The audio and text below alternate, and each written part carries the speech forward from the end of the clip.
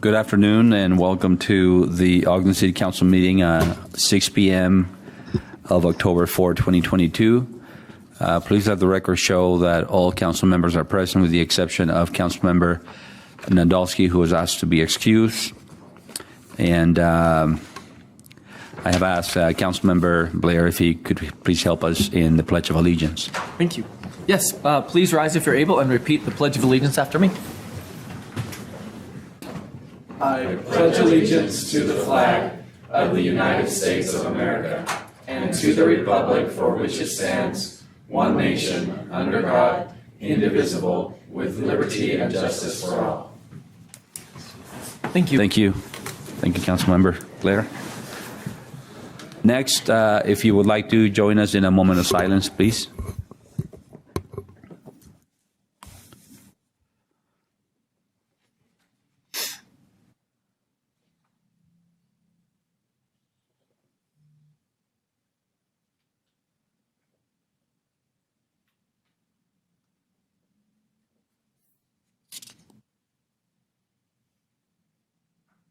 Thank you.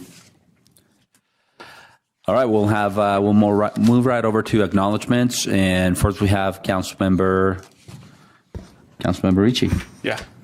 All right. So we talked about this in the work session that it's the homecoming week for Ogden or for Weber State, and the Make Ogden Purple initiatives going on. We got a lot of purple up here, which is awesome.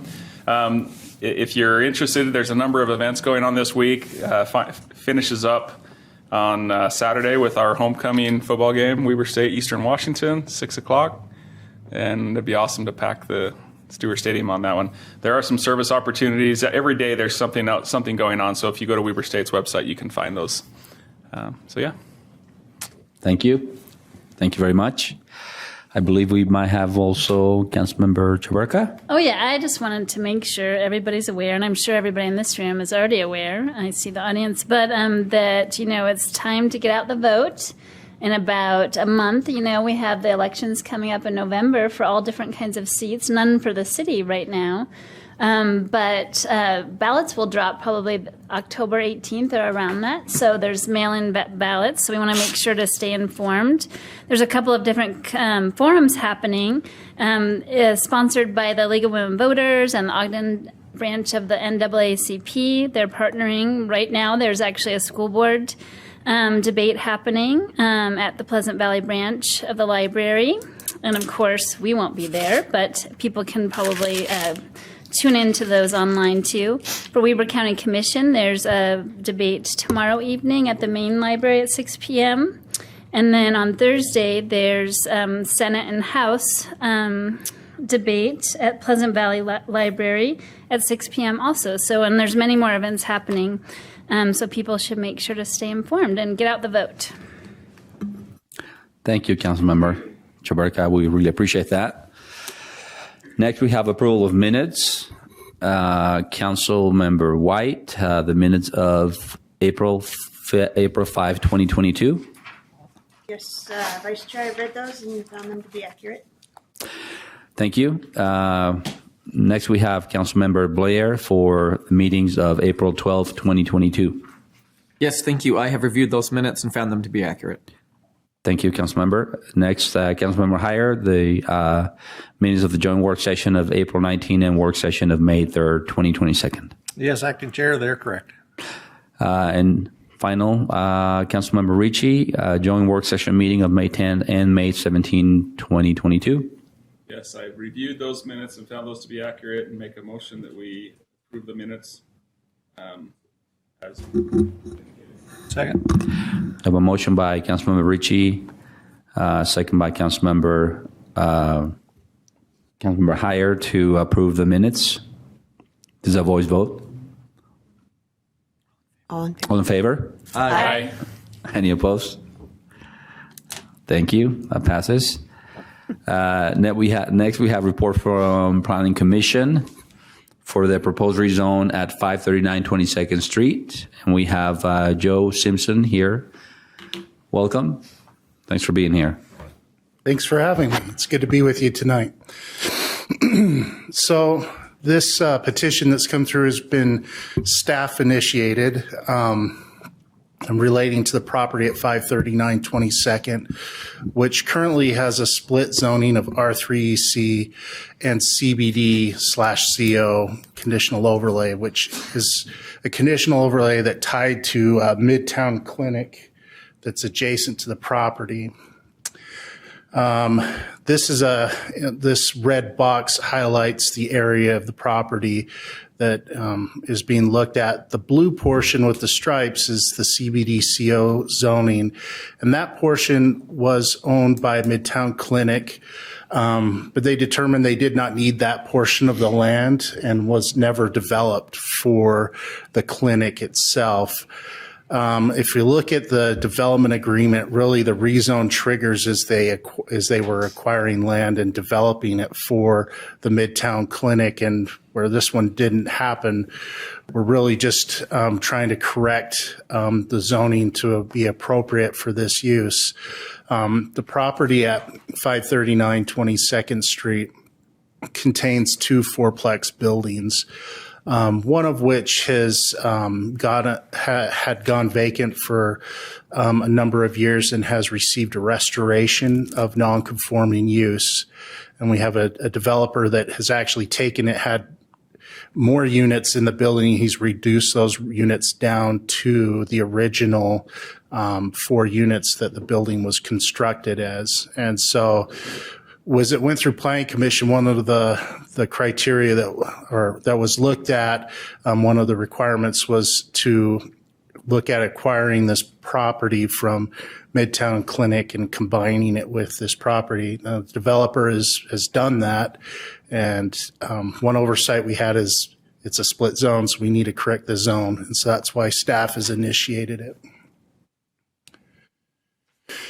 And this again just shows that on the county records that the developer did go through and get the parcel combination that was approved through the city and recorded at Weber County.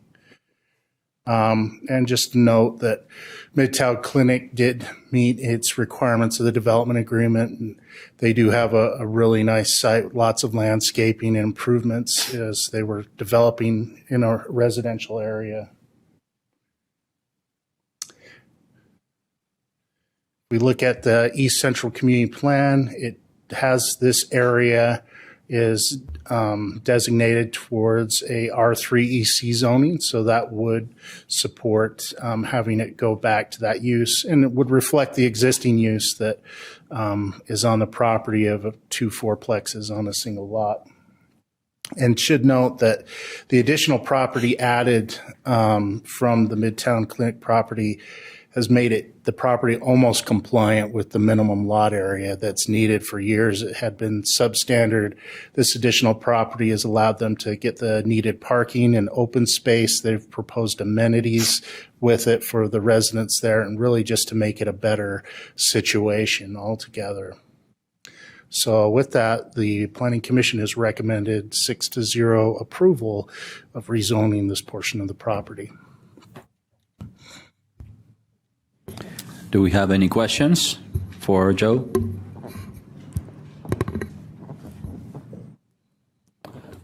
Looks like we don't have any questions. Thank you. Thank you. Very much. Do we have a motion? We have input. I receive input. Oh, this is input. Okay. Sorry. So this is a public input. So if there is anyone who would like to comment on this item, please feel free to come up, and you have 3 minutes.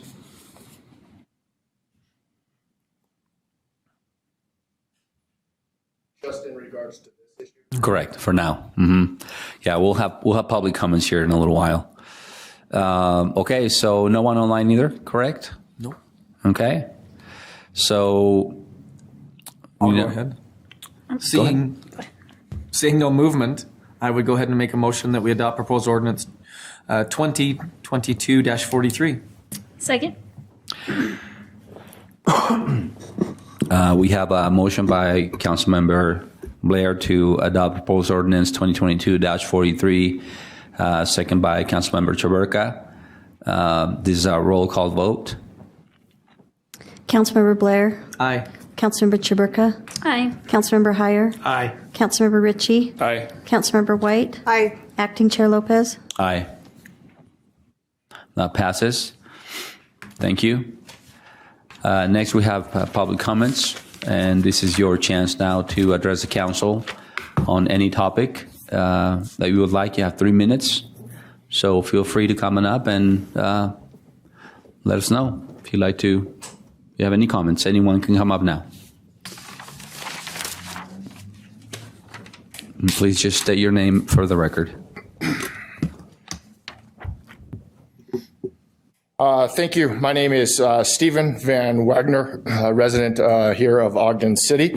Good evening, council and administration staff. I'm here this evening to ask if council members, administration, or staff is aware of or know of any intent to develop properties located at Grandview Elementary, Lynn Elementary, or North Jackson Elementary sites designated as surplus property by Ogden School District.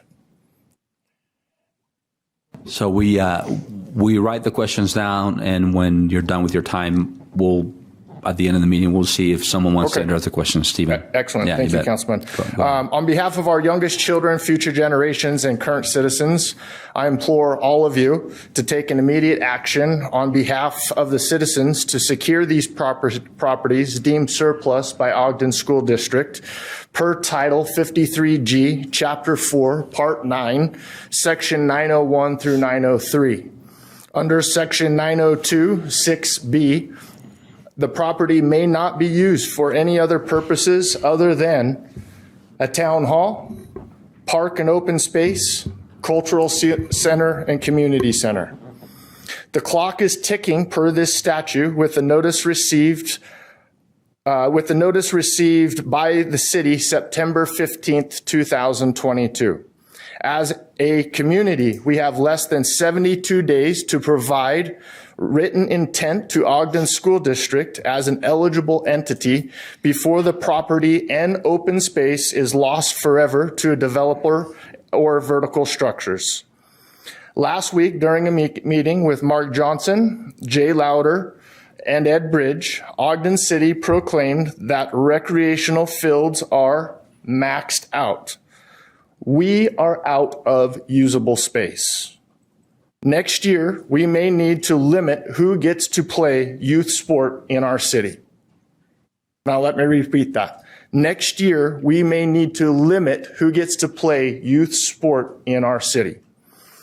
With Ogden City pickleball, football, lacrosse, flag football, t-ball, softball, baseball, soccer, volleyball, and overall use growing at a rapid rate in Ogden and the greater area, we need an open space growth plan to meet the number of doorways being built in our city to keep the outdoor lifestyle appeal.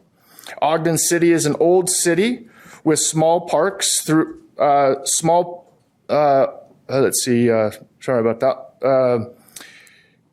Ogden City is an old city with small parks throughout the community versus large central sports complex. This is a challenge, but as much a challenge, we are now presented with an opportunity because our old city, which used to be built, our old city was built with, our schools were built connected to these parks. Two of the three properties I'm asking you to You have to wrap it up in 3 seconds. What's Sorry, that? you ran out of time. I'm out. Okay. Yeah. All right. Thank you. Back to my question. Yeah, we'll see if anybody wants to address it when we're done. Okay. Steve, All right, please. thank you. Thank you. So basically, it's up to each council member or the administration to decide if they want to answer questions in meetings. So if you just, thank you. Anyone else? Please come on up. State your name for the record. Okay, for the record, I'm Sarge Moriali, but by the birth certificate, I'm Sherry Moriali. And I'd like to talk to you guys, and I've been working with Justin Anderson, and we've got all kinds of streets here in Ogden where there's solid lines, so you can't turn left. and things. A good example is heading south on Harrison Boulevard. You go to turn into Weber State Credit Union. You can't do it because there's a solid line. You go up to the light, you turn left, and guess what? You can't turn left because there's another solid line. Yeah, people could cross over those lines, but if there's a police officer there, guess what? You can get a ticket. And also, according to Justin, we need to get more funds out there so that stuff can be taken care of because it gets really dangerous in areas. I realize we've got all kinds of speeding going on here in the county, and which is really bad. And we can't put speed bumps in there and things like that, and because it just can't be done. But last Wednesday, one of our neighbors was walking down the street with his dog in the bike lane, and this idiot comes flying up 29th Street and well above the speed limit, goes over into the bike lane and almost killed our neighbor. That's not the first time that stuff has happened. And we're trying to see about putting a four-way stop up here or doing something. We've got little kids, we've got elderly, we've got handicapped people. Something needs to be done to slow these people down. Next one, we need to hire more park/cemetery guys so that dead trees can be cut down and removed before they fall on a car or person and they're hurt or killed. Then the city could be looking at a lawsuit for not doing their job correctly. And we've got all kinds of trees here in Ogden that are blocking stop signs and speed limit signs, etc. That's really dangerous. Okay? I've actually told the guys, hey, get a saw and get a truck. I'll go out there and help you guys cut them. Because last time I saw, there was only 5 guys working this entire area. Okay?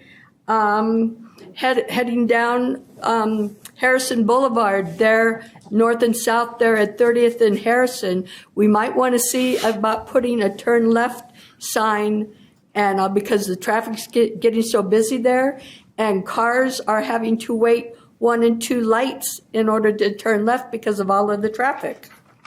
So but I want to thank you guys for giving me the time to speak to you folks, and thank you guys for all you do. And if you need any help or anything done, just holler Sarge and I'll be there. I do all I can for this community. Thank you. Thank you so much. Thank you.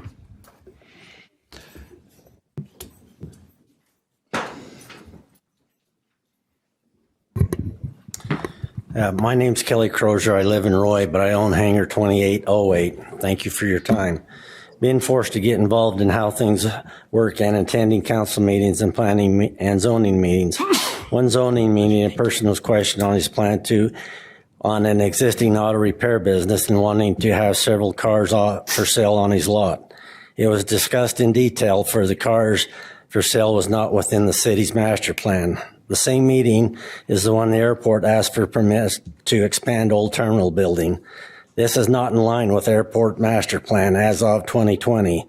It was brought up that airline was ready to come into Ogden, Allegiant. Per Allegiant, this is not the case that anybody is willing to put in writing. It was said that Allegiant Airline had 40 plus airplanes ready to come to Ogden. There are several websites that keep track of planes. I made a web search. In reality, there was 10 as of this week. Per Allegiant, none are ready to fly to Ogden. Regardless, this is not in line with airport's master plan that shows and says terminal to be on the west side. In the master plan, there are numerous charts and graphs that are failing in their numbers today. Putting terminal on the east side causes a major traffic issue on I-15 southbound, getting off 31st Street, heading west to go to the airport. You have to cross 4 lanes of traffic in a very short time to make the turn. Master plan entrance to terminal is on 1900 West with an existing stoplight for safe turning. Allegiant and Breeze both fly into Provo. Allegiant has promised hundreds of millions of dollars to Provo. Breeze has promised tens of millions of dollars to Provo. Nothing has been promised to Ogden, only hearsay, but Ogden is willing to spend millions of dollars that is totally against its own master plan. Ogden has made property values go down drastically at Ogden Airport, thus causing Weber County, Ogden to lose money. Following master plan would make Ogden money if they could possibly secure an airline. History does not support securing a carrier being in Ogden, although history of hangars definitely show an income. Why is it that Brigham City has 14 new hangars within the next 6 to 8 months, excuse me. Ogden's answer to a problem was to get rid of an existing airport advisory board that had 100 years of experience and replace them with people that have none. Everything that was said by old advisory board has come to pass. No airlines in Ogden. Your Title 8 is a major problem for investing groups because of your Title 8. In closing, I would like to encourage you to talk to Heber City on the fiasco at the airport and encourage you not to make the same mistakes that they have undone. And I just barely found this article 20 minutes ago on the internet. It's talking about... Sorry, you ran out of time, sir. Could I just quote this? You have 5 seconds. Lines. Okay. CEO Ed Bashton. Some destinations to temporary halt routes during COVID-19 pandemic would likely be made permanent in coming months. Okay. Thank you, sir. Thank you. Yeah. Next, please state your name for the record. You have 3 minutes. David Willis, 2853 Jackson. I just want to say thank you for all you guys do, the city council, the mayor, the administration, and everybody else. You've done an incredible job for our city, for the people of Ogden, and all the rest of it. My background, I'll try to go over quickly, and why I'm qualified to actually say this in a credible way where a lot of your critics have zero credibility. I worked in about 15 different cities around the country, from Baltimore to Providence to Hartford to Inglewood to Oakland, with their administrations, with their stakeholders, with their city councils, with their police chiefs, with nonprofits and all the rest of it to help tell their stories more effectively. And in the process of doing that, could see good policy, bad policy, success and failure. When I came to Ogden in 2006, under Matt Godfrey's leadership, all I could see, and then of course the future, the plans and the rest of it, and the trajectory of the city under that leadership, city council, the administration, everybody else, the future that I saw for this city was absolutely incredible. What ended up happening was that has obviously continued under Mayor Caldwell's leadership, continued with this city council's leadership as well in the current administration. And it happened much, much faster than I ever thought possible, in ways that I never thought possible. I was raised in Chicago. I lived in LA a very long time. I lived under Chicago politicians. I have friends and family that still suffer under Chicago politics. I have friends and family that still suffer under LA, Santa Monica politics. We do not want either of those political machines, that system, which makes life completely unsustainable. The quality of life is unsustainable. It's terrible to have somebody, as an anecdote, 6 months ago in Santa Monica, a friend of mine has got a $5 million house. He's a CEO of a home building company. His house was broken into in Santa Monica, broad daylight. It's on the camera. Police know who these people are. And the police told him, did they steal $10,000 or more? He said no. We can't do anything about it. His kids were home. He was not. No prosecution, no arrest. They knew where they were. The police said, we can't do anything about it. And by the way, the average salary, the median salary of a Santa Monica police officer is $200,000 a year. It's not a criticism of the police, the law enforcement. It's a criticism of the administration. It's a criticism of the prosecutors and the structure and the policies in place in that community. We do not want to ever see that come to Ogden, because if you don't want to live like that, you do not want to live like that. So I hope we keep our success moving forward. And I appreciate all you do. Thanks. Thank you so much.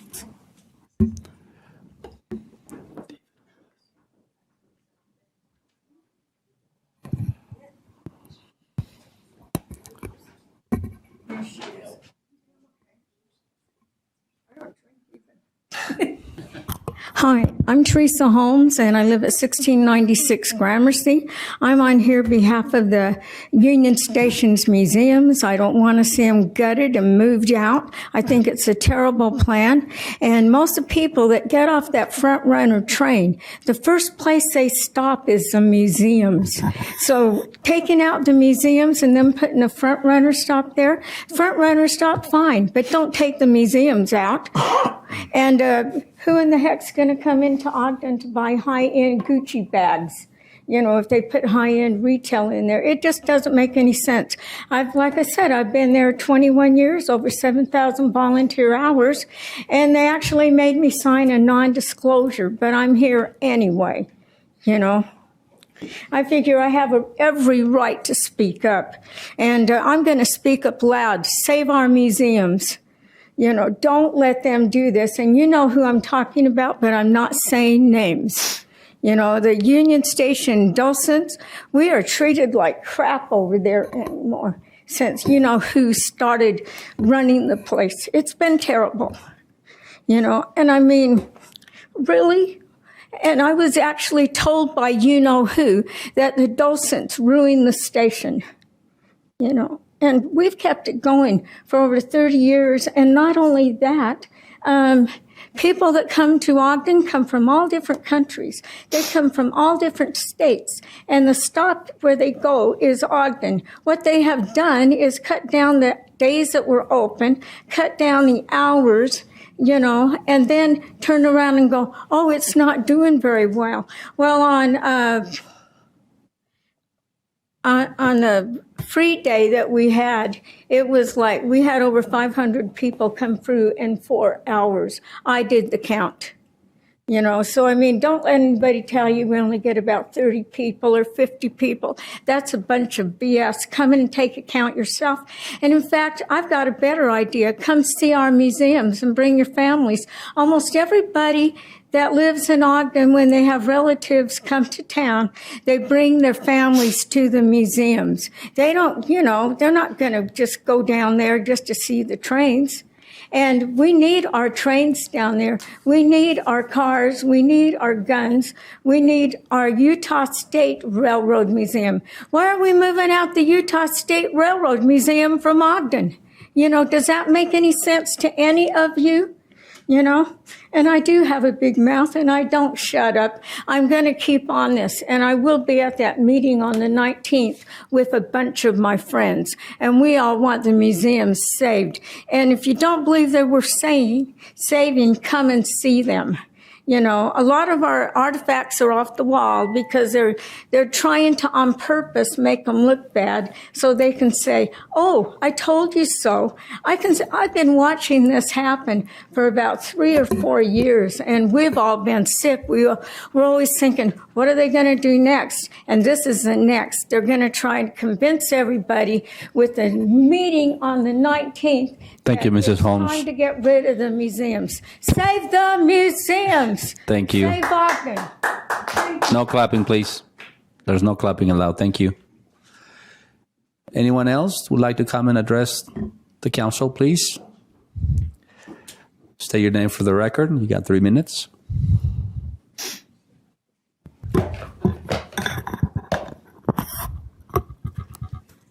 That three-piece suit is very impressive, Councilman.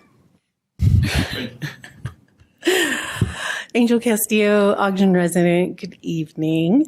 I'd like to bring up a couple of things as we were announcing community events this weekend. This Saturday from noon until 8 o'clock, there is a Dia de los Muertos festival at Ben Lomond, which has a lot of stuff. Food trucks, vendors, car show, ballet folklorico ek, which is the little kids, mariachis and cheer performances, and we're going to have bagpipes. And so something for everybody all day. So please do stop by and support our kids and celebrate our Latino culture.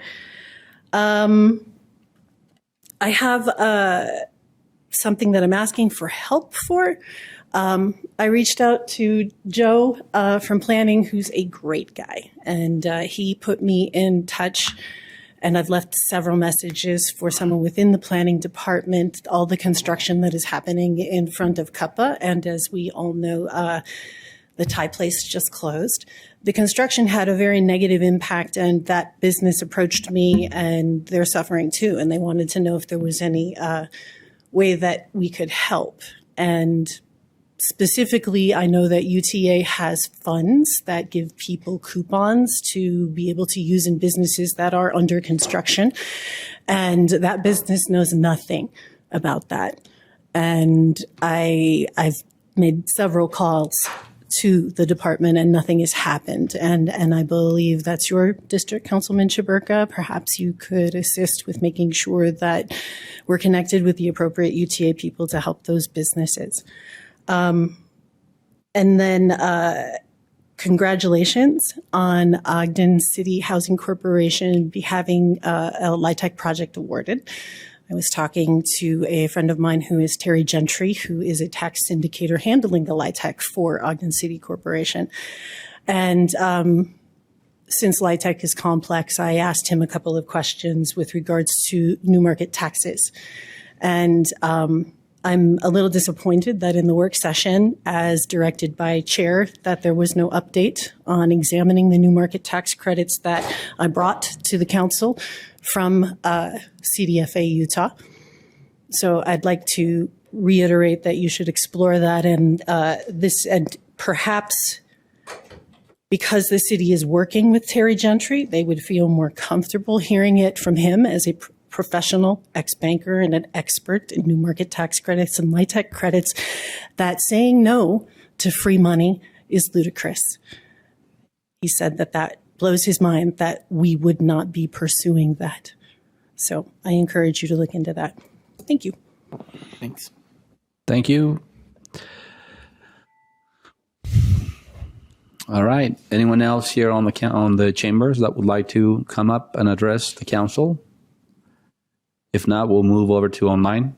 We have Hitsato.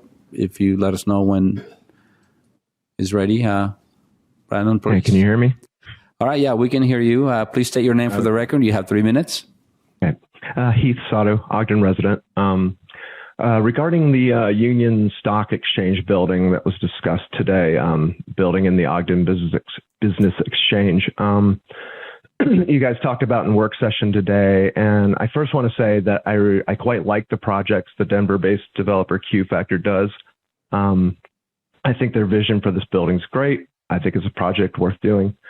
So I wanted to support that. I think it'll be a wonderful addition to that area and will bring a lot more business to the brewery and distillery in that same immediate area and the restaurant. It'll be a huge boost in profits for them, and I very much support our local small businesses. As shown, I hope this project moves forward. I do want to point out, though, that this circles back to my issues with the RDA's process and why we need changes in that process.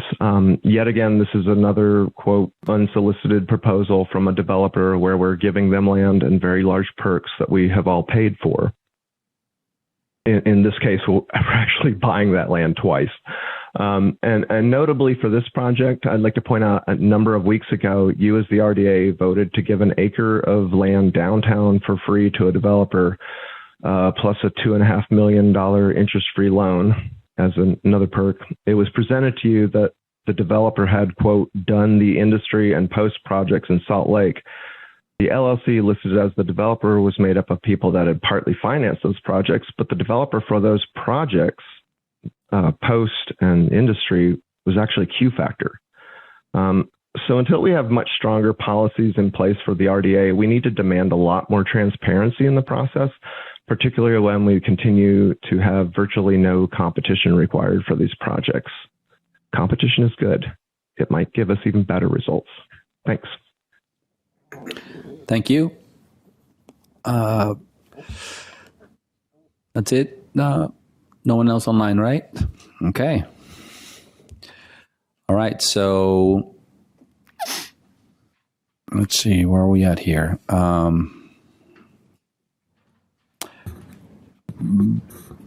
Do we have anyone that would like to address some of the questions that were brought up today at all? Then, yeah, go ahead.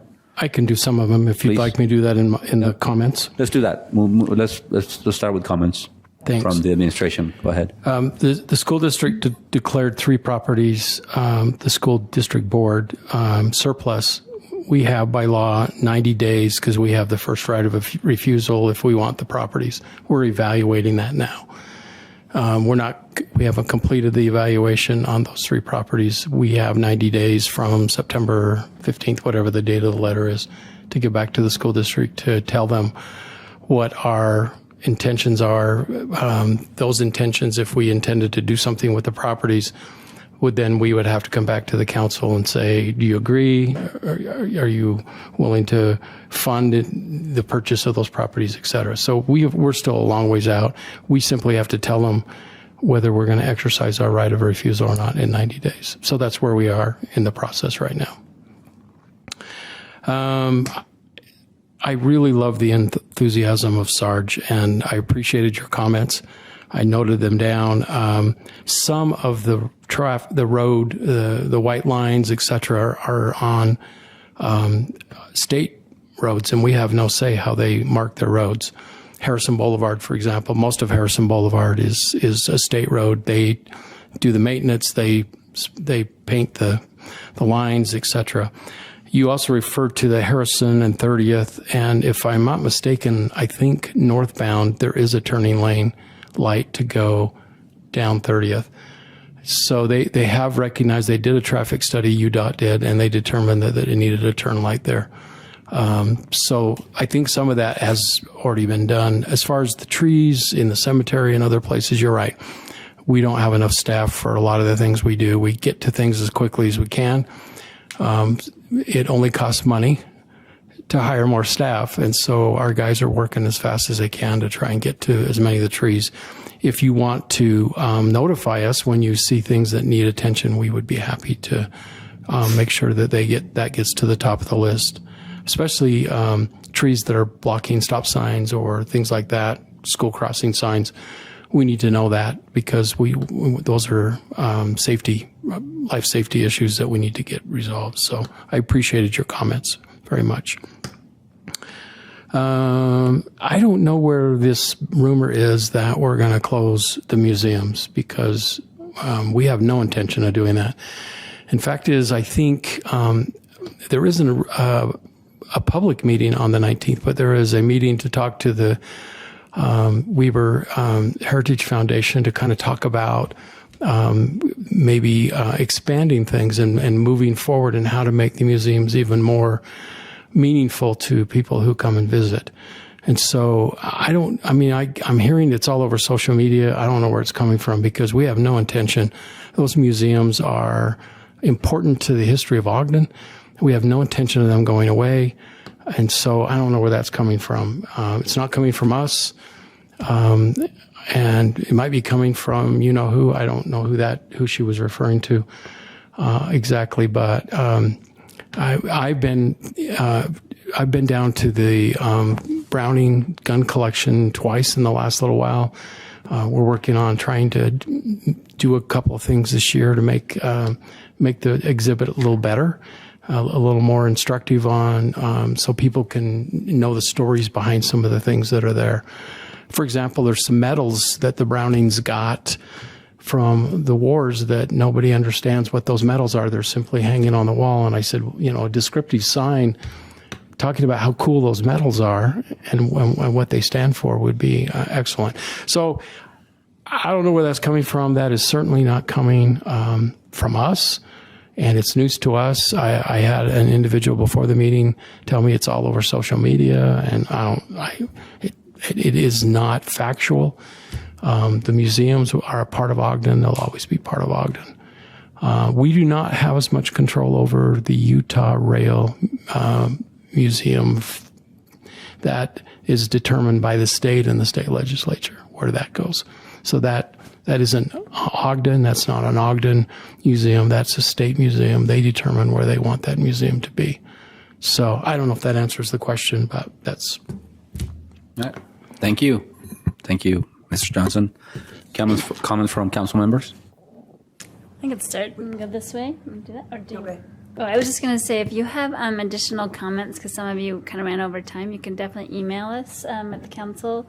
There's a general email address, and then also you can email or call us directly. Most of us have our phone numbers on there too, so I'd like to hear more of what you have to say.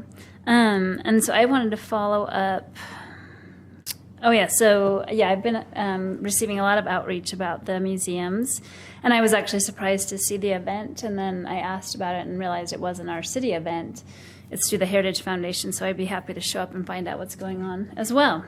And then as far as talking to the business owners about the construction, I had talked to several business owners. And I actually reached out to a couple in particular to ask about, because I had this idea of an impact fee that the city could actually help with. I mean, it would be a very small amount, but that wasn't supported. So yeah, definitely they should have been able to receive some of those coupons. And we have an outreach person, I believe, that's working on the project.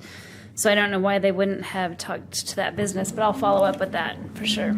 I know it's not my turn, but I could follow up on just two things. No, go ahead. One, I don't think the coupons are working very well, and I think some of the businesses are noticing that. That's something we're working on, we're studying, we're trying to figure out if there's other things that can be done, but we're not far enough along to bring something forward to you. Second thing is, I don't know that he did a very good job saying this meeting with Weaver Heritage Foundation, they mistakenly posted as a public meeting. It's not. It's us meeting just with them. It's not a public meeting yet, and they need to. Yeah, because it's posted all over social media. They need to pull that back because that wasn't the purpose. I'll show up. It's my birthday, but I'll show up if I have to. That wasn't the purpose of the meeting. So I think that was done in error on their part. It's not. It's not a public meeting. At least we don't think it is. Thanks for the feedback. Also, I was thinking about 30th and Harrison, and I think that intersection will be actually reconfigured during the BRT development too, right? Because the BRT will be going right through there. So it doesn't widen until after 30th. Yeah. Oh, okay. So I don't think it'll see as much change as after that road. Any other comments from council members? Mr. Johnson, I have a question. Would it be reasonable to ask for a follow-up on the purchase of these land, maybe for when we meet again next week? I understand that you may not know what the plan is, but if maybe there's an update or a timeline or anything. If you could give us a few more weeks, that would be helpful. A few more weeks? Next week would be too soon. Okay. All right. Thank you. All right. Looks like that's all for the council meeting. So do we have a motion to adjourn? Motion to adjourn. Second. A motion to adjourn by Councilmember Heyer, second by Councilmember Blair. All in favor say aye. Aye. Any opposed? We are adjourned. Thank you.